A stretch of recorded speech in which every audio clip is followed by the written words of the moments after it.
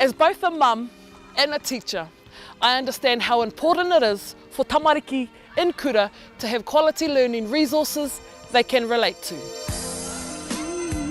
That's why the Ministry of Education has set up a new fund to support groups and individuals to develop new resources that will help tamariki learning te reo.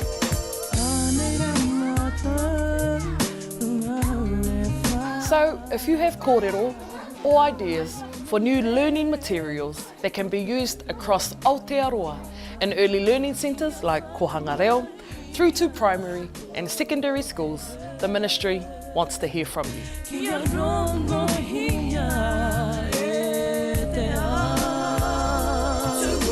To place an application or for more information, please visit our website. Applications close September the 8th.